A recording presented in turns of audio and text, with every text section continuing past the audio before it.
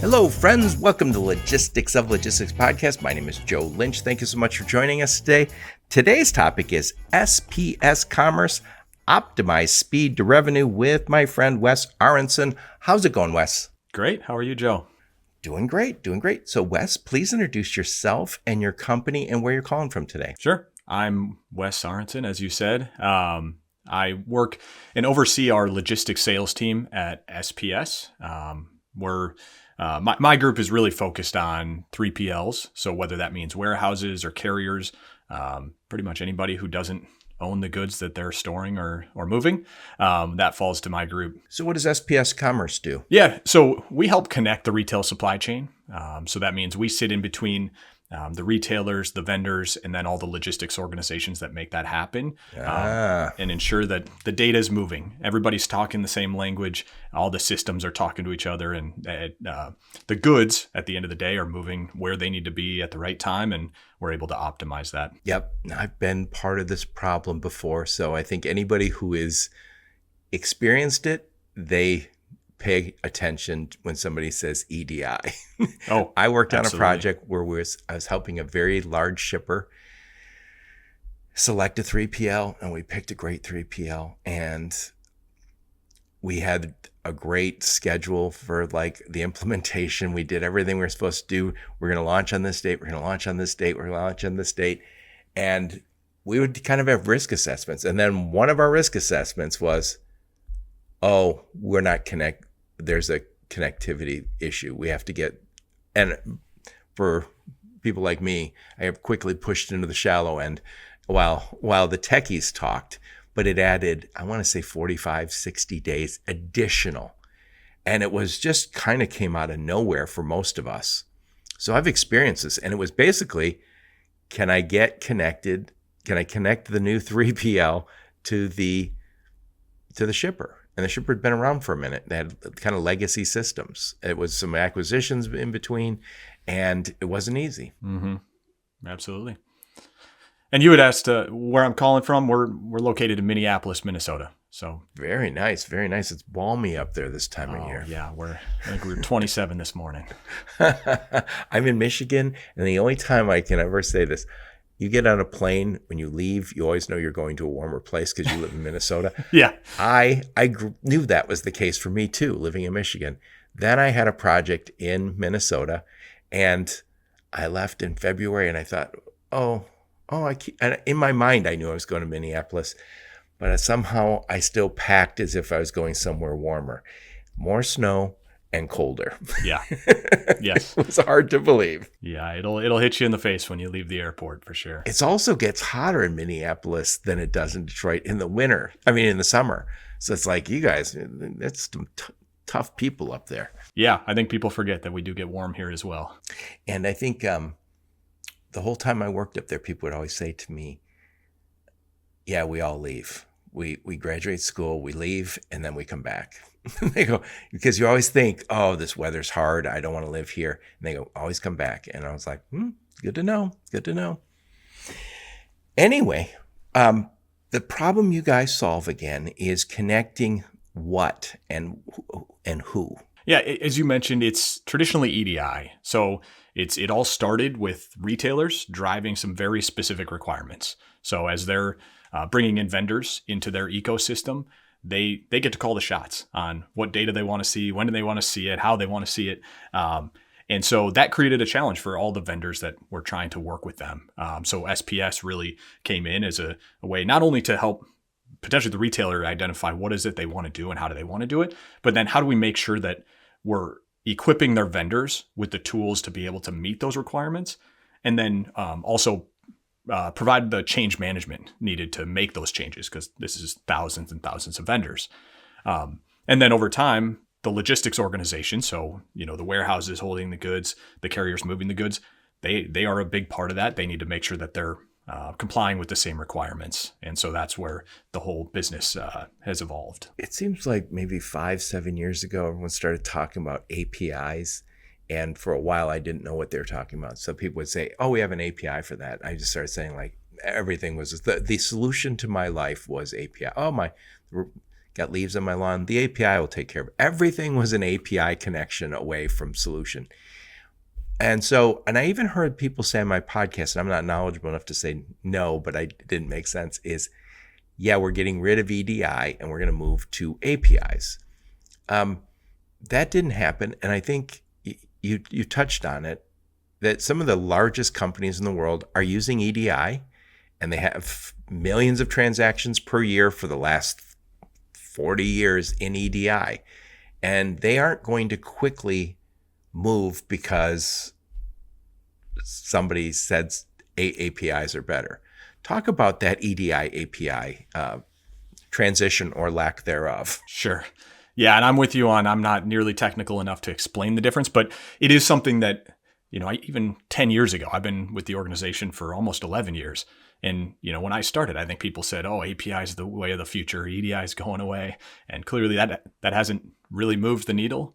We do see more and more connections, specifically, marketplaces and e-commerce potentially moving that direction. But as you said, EDI is so ingrained in some of these organizations that the idea that they could just rip and replace that for a different technology that I'm not sure in their case gets them a ton of benefits right away. Because, people talk about it's maybe more modern or more real time. But at the end of the day, in some of these B2B kind of bulk scenarios, I'm not sure getting some milliseconds is enough to justify a change management event. Yep. And I think I heard at the cybersecurity conference last year down in Ohio that guy said APIs are great, nothing against it. He goes, but as soon as we started developing APIs, it allowed us to plug in very quickly. So someone would say, I'll get you connected via API tomorrow. And he said, and it's created some unsafe scenarios. And so this speed is good until we start talking about security. And I'm not saying APIs are worse security-wise. I don't know. But there's the biggest companies in the world started using EDI. They're the early adopters. And when they say, hey, congratulations, we're going to let you become a vendor, they don't want to hear you say, cool, you can connect to our API. They're going to say, we have an EDI, you connect to us. Yeah. Yeah. And I think when we look at the definition of EDI, it's electronic data interchange. And I think what we've seen is API can fall into that. In our world, one person could be talking API, one person could be talking, kind of old school EDI. We sit in the middle and make sure that everybody's, able to communicate so that really it becomes how are people talking, not what specific method they're using to do so. Yep. And we'll get into this in more detail in a minute, but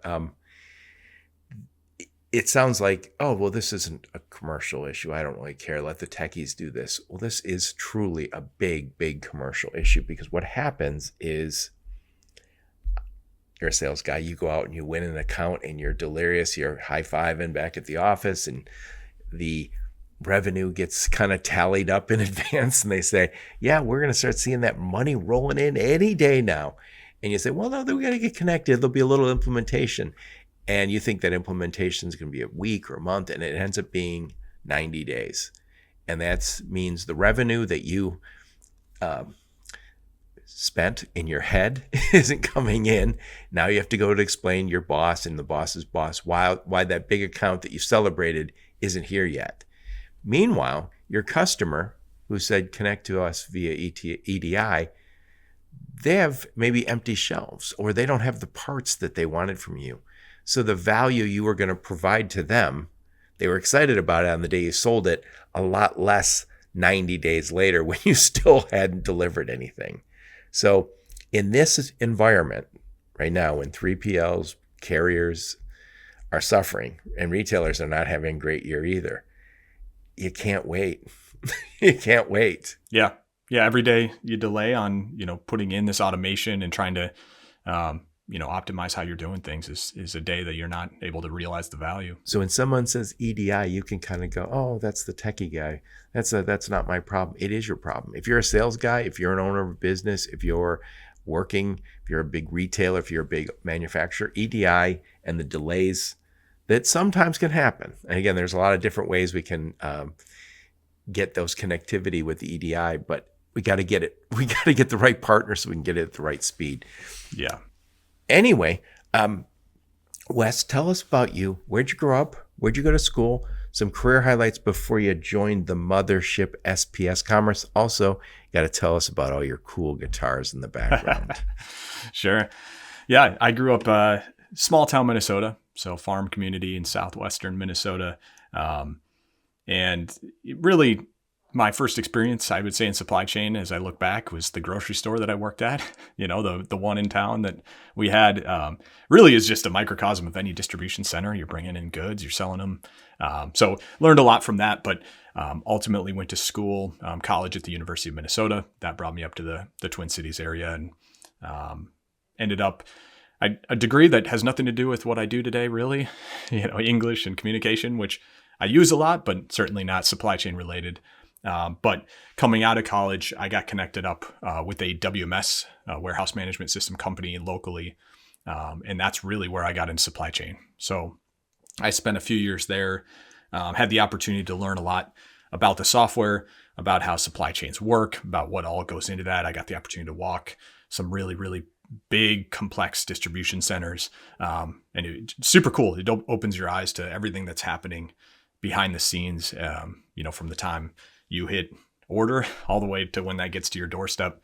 Got to be a part of that. And that was really the framework to kind of bring me where I am today, because I went to a couple other companies, but ultimately landed at SPS, 11 years ago for a lot of different reasons, and been here ever since. And it's been a fun ride. Very nice. Very nice. What about the guitars? What do you play? A little bit of everything. My mom taught me when I was little how to play. And so I have an acoustic back there that I was going to say, does your mom play the electric, or that's the No, she was very much she taught you? acoustic. That the electric was my idea because I want to make it a lot louder. What do you play now? A little bit of everything. I got a couple kids, so playing songs for them, and just picking up wherever I can. I got a kid learning piano, so it's always something musical. Very nice. You got a lot of guitars back there. Anyway, let's get into this topic some more. You mentioned you used to work at a warehousing software company, WMS, and one of the things that is always in my mind now is when you have a WMS and maybe a warehouse execution system, and then we have the signals that you guys provide from retailers or manufacturers, whoever. It's all kind of best case scenario, like that warehouse management system matches what is actual inventory, but we know it gets off. Man, if you can be 99% correct, that'd be great. And it's kind of the same with the promise of the technologies we have. So when we first started hearing about warehouse management systems, like, oh my God, this is like the silver bullet. It's not quite the silver bullet if it's not connected to your transportation and not connected to the upstream, whether it's a manufacturing company or, basically the commercial partners that we all have. And I think what you guys are looking at also is that warehousing company has to get that stuff from, let's say, distribution center, wherever you're getting it, by truck. So you have to kind of connect the warehousing company, the transportation company, maybe the retail stores. Everything has to connect. And I think, again, we used to look at these point systems, warehouse management system, as like the silver bullet.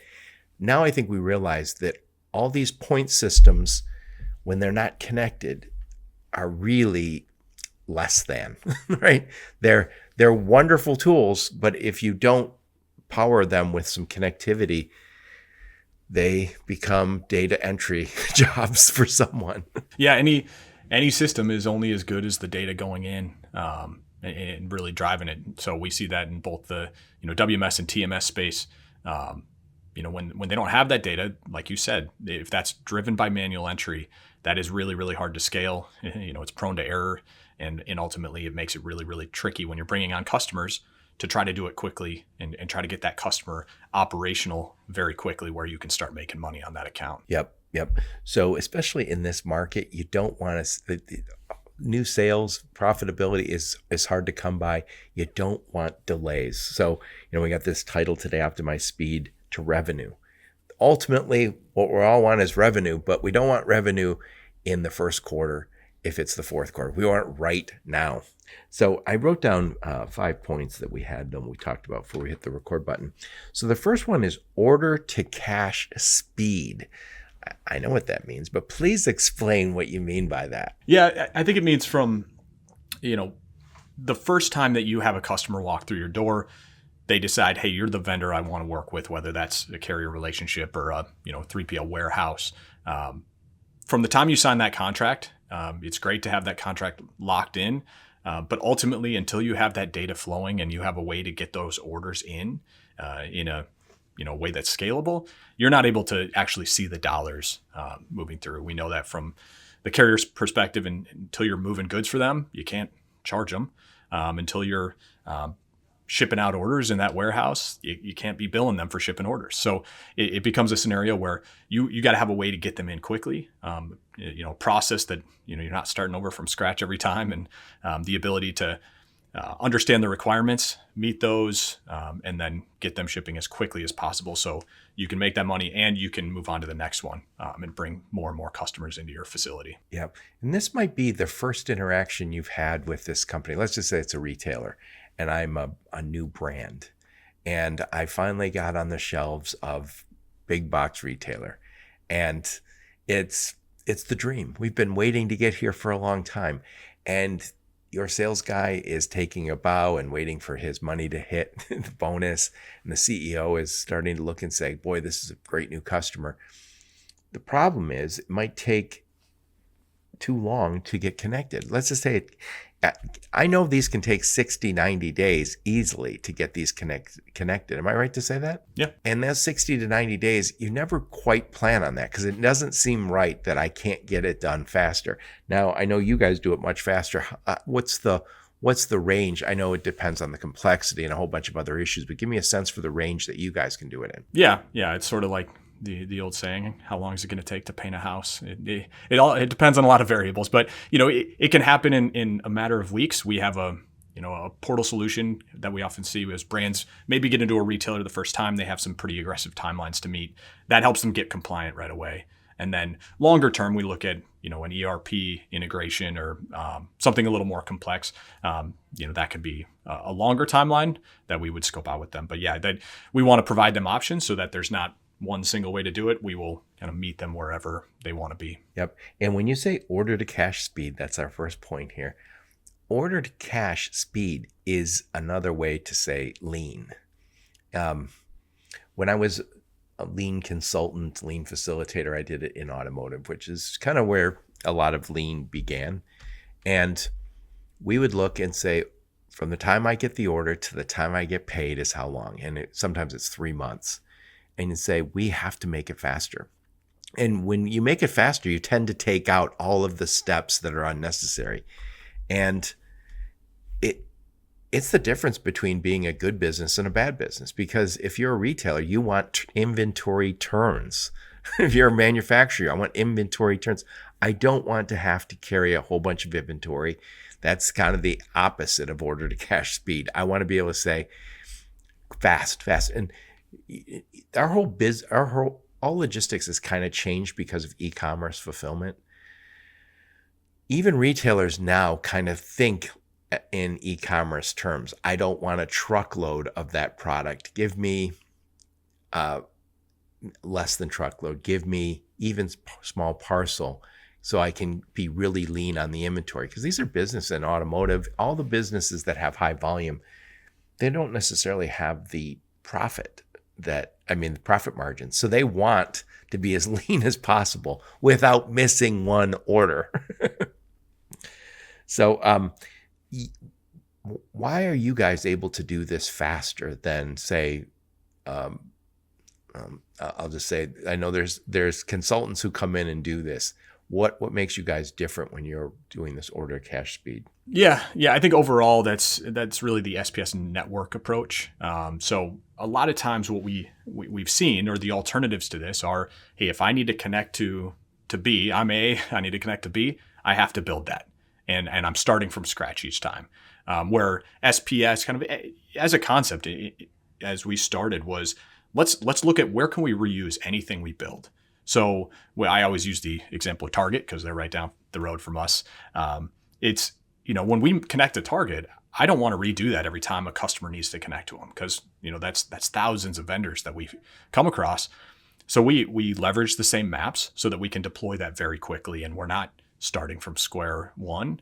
We are starting from 80% of the way there and, configuring for any nuances of that vendor, or sometimes we're 100% of the way there where we can deploy that immediately. And so we take that approach, whether it's a retailer, whether it's a carrier, whether it's a brand, really a network, so that we're able to do that quickly. So when I think of your network, you are already connected. Your network is already connected to Target. So when they say, can you bring on a new vendor for us? It's like, yeah, you can do it pretty quick because you already are connected there. Right. And we know the testing requirements, because I think that's overlooked sometimes. It's not just a mapping exercise. It's a mapping and then going through all the testing scenarios, going through everything that partner requires to ensure that you're compliant with what they're asking for. And I think that's where, again, SPS differentiates. It's our approach is we want to do that whole thing for our customers versus giving you some technology and saying, okay, now we can help with the mapping, but then you got to go figure out what the testing looks like. Well, and I know it's inherent in what we're talking about, but we might as well bring it up, is security is super important now, more important than before. Cybersecurity, obviously we're talking about technology, so cybersecurity, but I think also freight fraud, cargo theft are out there. And I think they're all kind of first cousins. And I know when you say compliance, what you mean is you got to follow the rules of that, in this case, it's a retailer, but it could be a manufacturer. The rules are getting more stringent to make sure we don't have cybersecurity issues. Yeah. There's cybersecurity. There's, over the years, retailers have decided, or really any entity has decided, there's other pieces of information that help me do my work more efficiently. And when I decide I need that, I tell all of my vendors, all my customers, that I need that, and suddenly they have to meet that requirement. Yep, we got the big upgrade.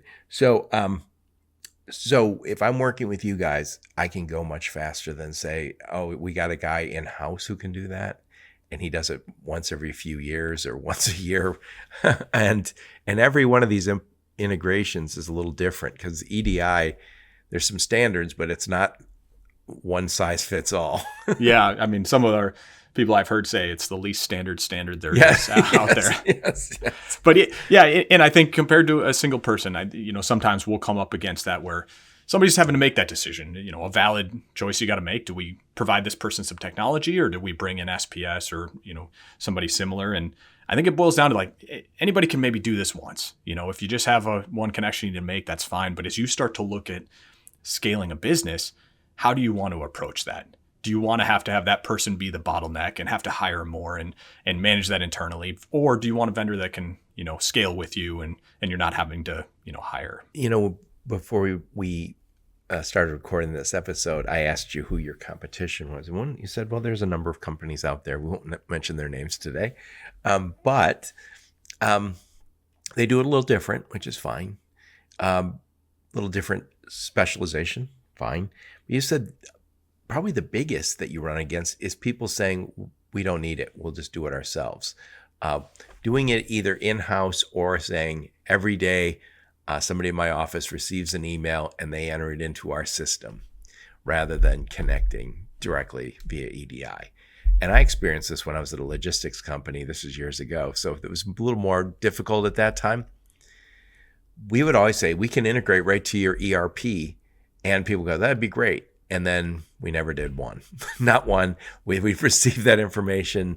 Either they would enter it into our system directly, or they would send us emails or a spreadsheet and we would put it in.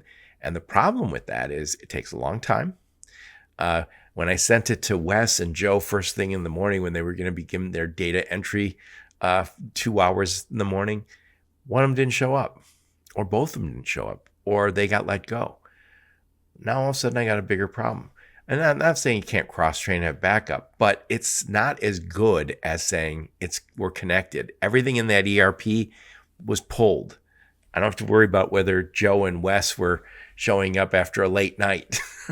Yeah. I want to make sure that when we start, that this is that fast, and it's really also kind of the low tech way. If I got to talk to customers, they're walking through and they say, well, how do you guys do this? Oh, we get spreadsheets every morning and we fill in our system. And we're a good 98%. We're very proud of that. Only 2% of your orders are off. Yeah. If that was a great number. Yeah. So it's really kind of it's bad form today to say we do data entry, but also in a market that is very tough, why are you spending extra money on stuff you don't have to spend on? Anyway, the next thing I want to talk to you about is use the term portal sprawl and that you have a solution for that. What is portal sprawl? Yeah, and I think it actually lines up really well with what you were just talking about. Oftentimes when I'm walking through a third-party warehouse, or maybe a carrier's kind of their big room where they have everybody on the phones pulling orders, a lot of times what's driving that is CSRs logging into different portals. It might be a Shopify portal over here. It might be a customer's portal over here. It could be even an SPS portal that the supplier or vendor has, that brand. And you've just got people going to grab information. So yeah, that's also the, I have 3 monitors. Look how productive I am. Yeah, it is. It's very, very prevalent. I think 3PLs are very scrappy. They have to land the business. But to your point, it becomes a question of how long is that a feasible approach, where you're relying on people to grab information at the right time, key it in accurately, and then as you scale, having to add people to be able to meet the demand. So I hired a guy and he's going to be on a swivel and he's focused because he has to really lock in. We all know that doesn't work. We all know that guy's only going to be good at that for so long. After an hour or so, his brain's fatigued. That's not the kind of work that humans are great at. Get away from all the screens. Say, I'm going to have the work that should be automated, so I can put that guy to work on something that only a human can do. Who can talk to exception management, who can call customers and ask how things are going. And I think we see some of our top customers, some of the larger folks, they require that from their customers so that their CSRs can be more relationship managers versus data entry experts. Yeah, and also once you're doing that, as soon as you can kind of rise above the monitor and say, hey, if you give us these orders in a little different timing, we could do better for you. We can save you money. There's all sorts of things that you can do to improve the relationship and improve the process. But if you're just lost in data entry, not only are you not doing it as well as EDI can, but you're also, how long are you going to keep that guy? My feeling is a little different now. I have kids who are in the workforce. When I started work, nobody talked about certain things like work-life balance or the culture or the quality of work or my expectations. Now the next generation, when they know that technology can and should do this, they are not happy to sit and be logging information. And good people expect that the company they work with is going to use technology the right way. Yeah. And it's led to things like now we're able to help customers receive PDF orders. So let's say their customer sends them a PDF. We can take that and turn it into data. Oh, so you guys using AI to kind of convert that to? There's some AI power behind it, but it's something where, it seems low tech to take a PDF, but at the end of the day, it saves everybody some work. I've done that many times. I mean, and there's certain work that there's just a lot of PDFs and attachments, especially freight forwarding, but there's a lot of businesses and big businesses still that use the attachment, and that is a lot less safe for our computers, obviously, but God, that's a bad way to work. I've been through that. So getting back to it, use the terms portal sprawl, and then you use also the terms portal consolidation. What do you mean by that? Yeah, I mean, like you said, when somebody's got multiple monitors and they're having to monitor for new orders. They have to, hey, I got an email. There's a new order in this portal. I got to log in. I got to remember this. There's just a lot of room for error and a lot of room for improvement. So our goal in general is consolidate that work into either a portal we can provide or something that you don't interact with at all. I think that's a lot of times a successful relationship for us is I set it up and you don't think about me ever again. That data just appears in your WMS or in your TMS. You're not thinking about SPS and what we're doing. It's all behind the scenes that we're moving the data, getting it to the right place, and it's error-free. Well, the error-free, and also not having my customers' success be determined by the people entering data in the morning, because there is turnover, there is illness, there are vacations, and I'm not saying you can't adjust around those, but why? The cost of making an investment in this connection just makes sense. And I think it's a lot more impressive to customers too. I never want to tell my customer, email us a spreadsheet. And they're like, where should I email it to? 1998? Yeah.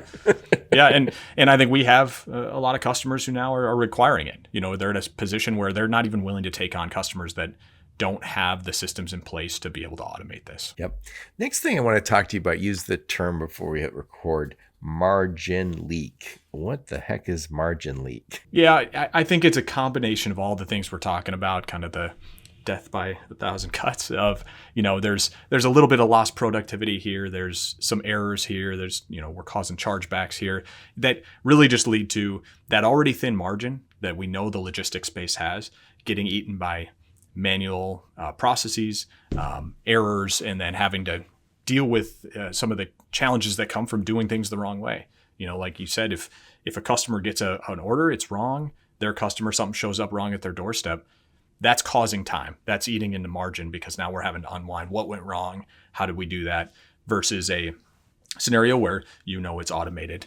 We want to keep all of that margin we can and not be spending it in other ways. Like you said, there is cost involved in automating, but I think generally once we take in all the factors that go into kind of the margin getting eaten away, it's generally a better way to do it because it's a predictable cost. We know it's going to work. It's going to work correctly so that we can keep all of that margin that's possible.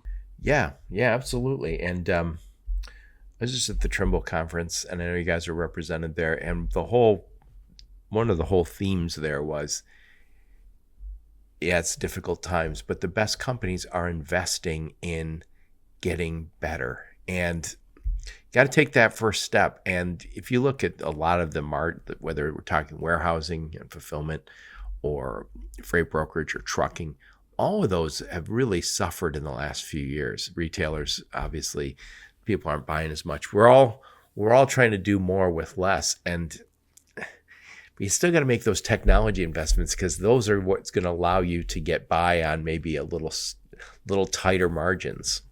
And I'm looking at some of the notes you had, which was on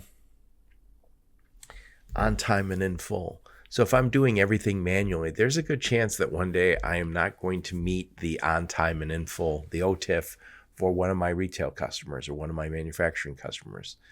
And there's a fine for that. And I'm saying many times on my podcast, when you look at on time and in full, let's just talk about retail for now. So that is the most tangible, where you go, I got dinged $1,500 for not being on time and in full. That seems like the real price.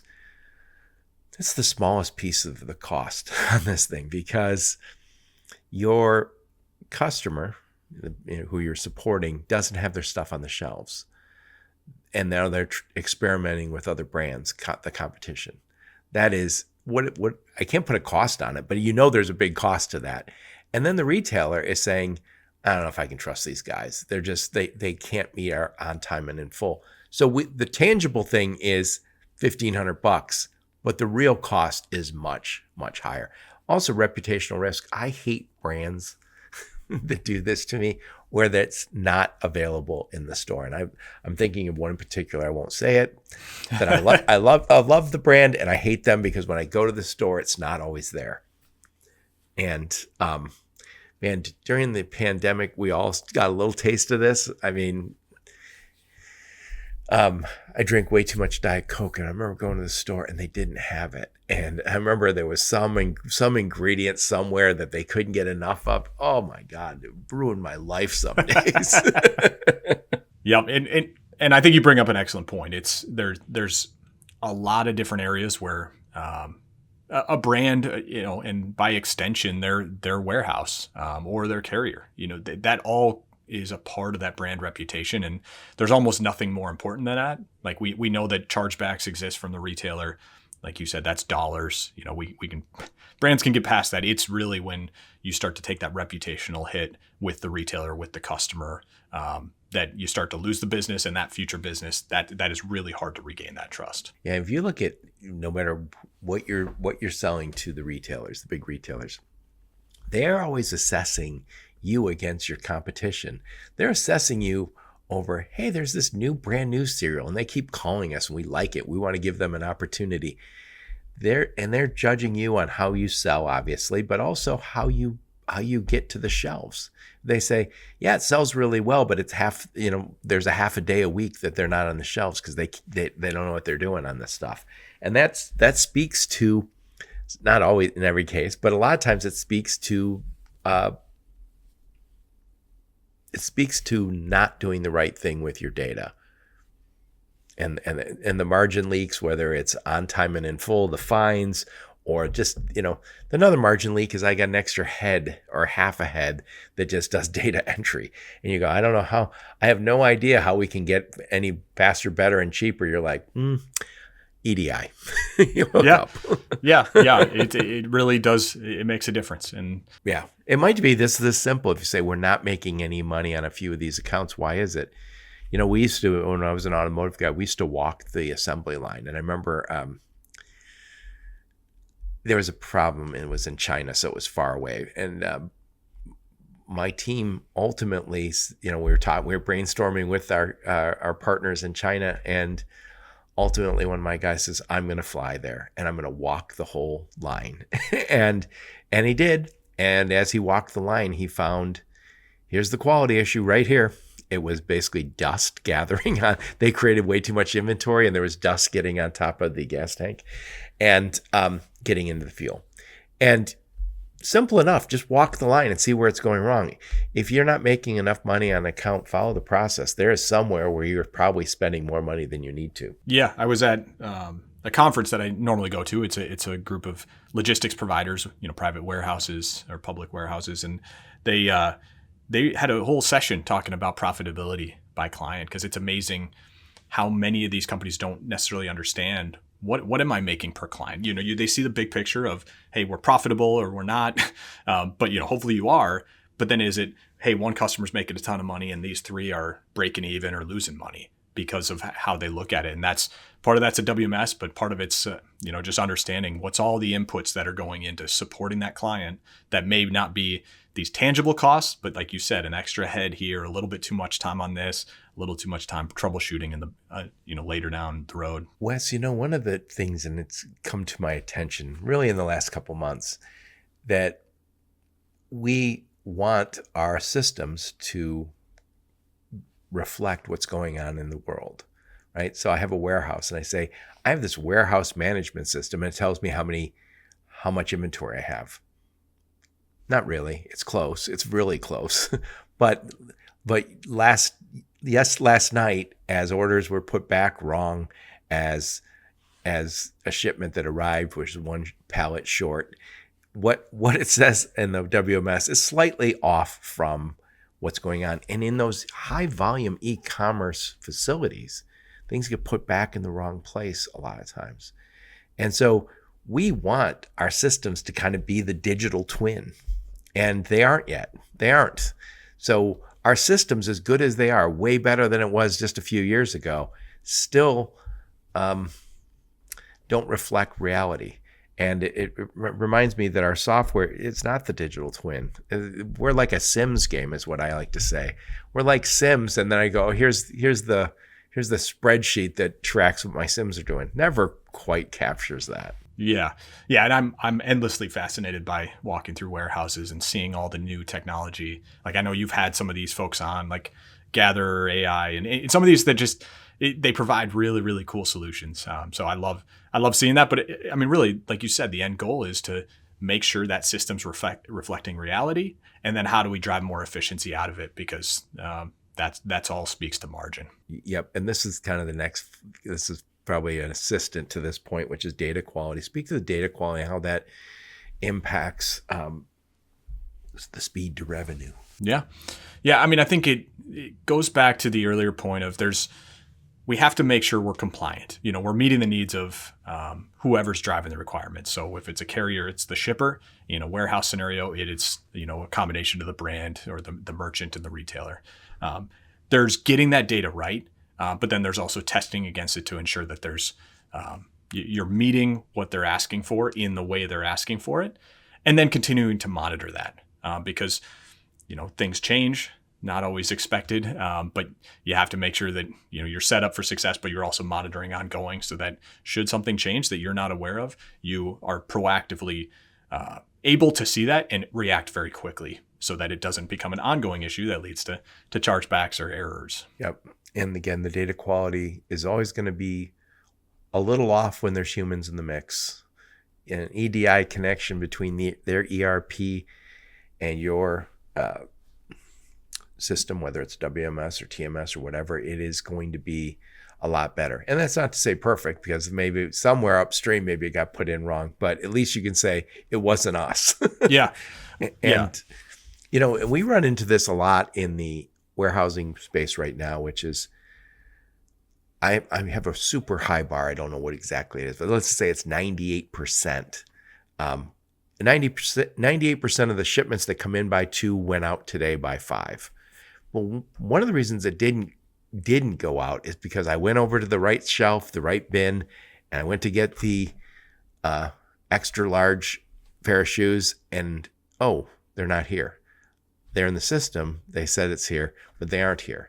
Oh, and now I begin the hunt. It's a big warehouse. Maybe we never received it. I don't know what happened. The system tells me it's there. That's very real, and things get put back wrong. Every day is like it's like an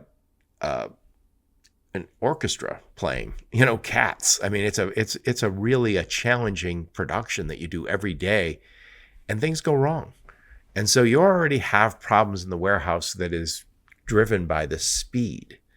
What you don't want is other stuff that is self-inflicted, which is, hey, I have poor data quality because we got data entry. Our data entry person, they were out, and I put Wes in charge of it, and he's not as good at it. So we had a little data quality this week. You're like, that's not a good answer. Right. Yeah. And like you said, when it's relying on people, that's the kind of thing that happens. And, So the last thing I want to talk to you about is retailer scorecards and the milestones that they measure us by. Talk about why those are important and how EDI impacts that. Yeah, I think scorecarding as a concept is something certainly we see in the retail world. We see it in the carrier world. I think it's. I'm an automotive guy. We don't even say hello without 4 or 5 scorecards. Yeah, and I think it's a function of, as you look at all the options. So it could be a retailer scorecard, like you said. They're always looking. There's a million brands. They're trying to decide who can we keep on the shelf, who do we want on the shelf, and then ultimately who can meet our needs and deliver us the goods we're asking for. Because an empty shelf is never a good look for a retailer. Just like a truck not showing up on time is never a good look for a carrier. So those scorecards obviously provide a consistent way to measure all of your providers, all of your vendors. EDI can be a very big piece of that. In the carrier world, we know that tender acceptance plays a big role in that. And if you don't see those tenders, if Joe's off of work that day, or if he went out to lunch and missed a couple tenders, like those types of things can become issues, and that's where automating this really can at least make sure the EDI portion of the scorecard is not working against you. Obviously, there's operational concerns, and you have to do well, but EDI plays a role, and we want to make sure that wherever we can, we're taking that risk out of negatively impacting the scorecard. Yep. I don't know the answer to this, but I've last time I think I talked to you guys, I asked the question. I'm kind of surprised that some brands, big companies, we talked about Target and others, I'm surprised that they don't just say we have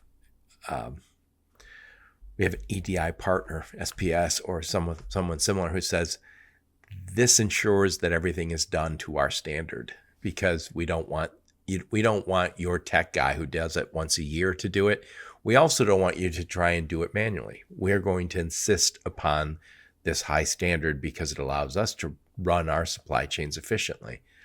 I wouldn't be surprised, especially as cybersecurity becomes bigger concern, because the one-off solutions, the guy who says, "Oh, I'll put that together for you. I know how to program that. I did one of those a few years ago." I think those are. Am I right to say they're more likely to be susceptible to cybersecurity hacks? Yeah, potentially. And I think to your point there, so that's actually a way in which we work with a lot of retailers, is they employ us not necessarily even as their EDI provider, but as a onboarding representative. So what we do is we actually say, okay, new vendor, new carrier who's coming on board, here are the EDI requirements you have to meet. We have a testing platform that then they test against. And once they get check marks on, yep, all of those document types are good, then they can work with that retailer. But then we become kind of the, I don't want to say gatekeeper, but we're the one who's doing quality control to ensure that when the vendor, when that carrier goes live, that data is moving through. So then we're working, essentially as that change management partner to ensure that they're going to get what they need. And to your point, if there's somebody who's maybe not done it very much, trying to put it together, we become that area where they're practicing, where they're getting it right before it's time to go live. Well, there's always has to be, first off, the mapping and the testing, but compliance and the monitoring that we stay compliant. All those are super important for the security aspect, which is become super important in our business. And I almost want to bite my tongue when I say this, but I would not be surprised if in some parts of the supply chain, cybersecurity becomes more important than price. I know that's a shocking thing to say. Right now, if you and I were responsible for picking a transportation provider or warehousing and fulfillment company, I think we would talk about cybersecurity maybe first. I mean, that's so important. And when I say cybersecurity, I also mean cargo theft and freight fraud. I think that it's really horrible for the brands. I mean, and just what you need. When you're a pharmaceutical company, you can't afford for your drugs to somehow just, we lost 2 truckloads because we were sloppy. Oh, but we got a low price on it. Congrats. I don't think those guys, I don't think they work that way. I think they probably move a lot of their own. Yeah. Yeah. And it's a big topic. I mean, I'm not in the cybersecurity world necessarily, but at talking with 3PLs, I mean, it's something where they're having to be vigilant. It's an area where, maybe not the highest tech organizations historically are really having to up their game to ensure that their people are aware of phishing attacks, that their companies are doing the right things, because they have a lot of IoT within their warehouse. It's cameras, it's all the different networks to get all the devices. So I mean, I'm fascinated by that personally, but it's a very daunting job to be the person in charge of cybersecurity when you have that many different robots and automation and systems all talking to make sure that there's not that area where somebody can get in and get into your warehouse, because there's a lot of value. If you can shut down, we saw it with a very large freight forwarder several years ago who had a cyber attack that shut them down. And I mean, that is millions and millions of dollars, and they know it. I went to the cybersecurity event last year in Cleveland. Very great event. It was NMFTA. I think this year's was in Austin. I didn't get there. There's too many conferences to go to. But a lot of the companies who were there saying, "Oh yeah, we got hacked." It was all very confidential because no one wants to raise their hand and say, "Yeah, that." But a lot of the messaging was, this can happen to anyone. This can happen to the very best. And somebody likened it for me as, could somebody break into your house? I said, sure. And they said, if you put security in, got a burglar alarm. I was like, yeah, they could still break in, I guess, and disarm it. He said, you could hire an armed guard. And I was like, yeah, I guess you could still get in. Like if they could bring a SWAT team in and get into my house, if they want in badly enough. I don't know what they'd find here, but But I think you don't want to be the target. You don't want to be the low-hanging fruit. You don't want to be the one who says, oh, this looks like these guys are a little loosey-goosey on the security stuff. So that's why, again, the reason I bring that up is I think it's important that, especially when we start talking about technology like SPS Commerce, that you're going to a partner who says, we have the scale and we're working with companies that kind of require us to play at the highest level. I don't want somebody experimenting. I don't want you learning on my integration. Yeah.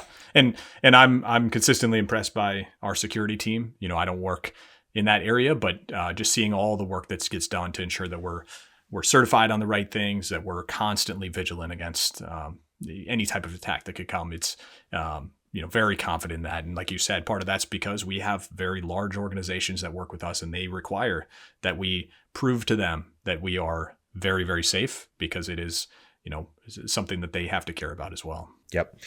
So I am going to summarize what we're talking about here, Wes. So talking to my friend, Wes Arentson. I want to say Arentson, but it's Arentson. And we're talking about SPS Commerce, optimize speed to revenue with SPS Commerce. So we talked first about what this is. EDI is connecting business partners. And we've always been connected. We looked at email. Email is a connection. I guess sending mail is a connection also. But the bar has gotten higher and higher on this stuff. So now people expect you should be able to connect to them. Now, you can still receive an email and enter it into your transportation management system, or your warehouse management system, or your ERP. Still possible, but it is an extra cost. It's going to reduce your quality. And it's not a good look either, because at some point that person is going to either quit or be on vacation, have a baby, whatever's going to happen. It's not a good way to go. And I think that more and more companies are going to expect it and maybe demand it of their partners, whether you're a warehousing management company or a warehousing and fulfillment company or transportation company, carrier. Companies are going to expect that you can take care of this. And I'm a big believer you need partners.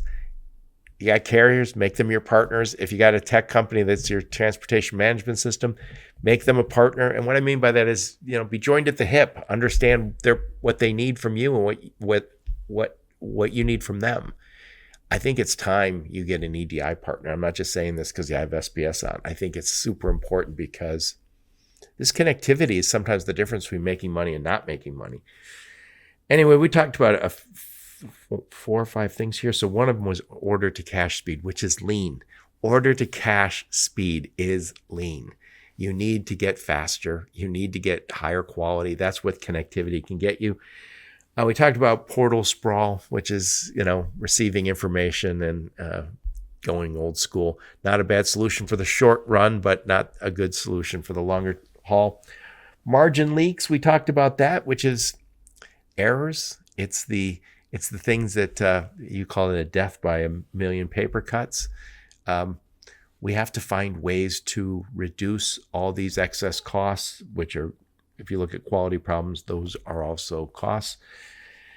Last but not least, we talk about retailer scorecards. They're going to be judging you on all this stuff on time and in full. And they want to make sure that I wouldn't be surprised if before long they're measuring you on your tech and on whether you're connected. Anyway, enough of my blather. Put a big old bow on this one. Final thoughts on the topic, Wes? Yeah, I think to try to summarize it up, there's just so much pressure on 3PLs. Whether you're a carrier, whether you're a warehouse, that margin pressure is intense. We know that it's tricky right now, and I think one of the ways that we can help is by automating any of the activities that you're doing related to getting orders in, onboarding your customers faster, and doing it in a predictable way so that you know what to expect, you know what to sign up for with your customer, and also at the end of the day, ensuring that data is correct when it's coming through, so that as you scale your organization, there isn't some bottleneck there in terms of how you're getting orders, how you're getting customers in the door. we want to ensure you're able to scale and not really think about this side of your business. Let us worry about that. You focus on all the operational things that need to happen to support those customers you're bringing on. I love it. I love it. Thank you so much for taking the time. I'm going to make sure I put a link to your LinkedIn profile in the show notes, along with link to your website. Any other links you and your go-to-market team give me, I'll put in the show notes so people can reach out and talk to you. What conferences will we see you and the fine folks from SPS Commerce at? By the way, you guys go to all the conferences, so I guess there's a lot.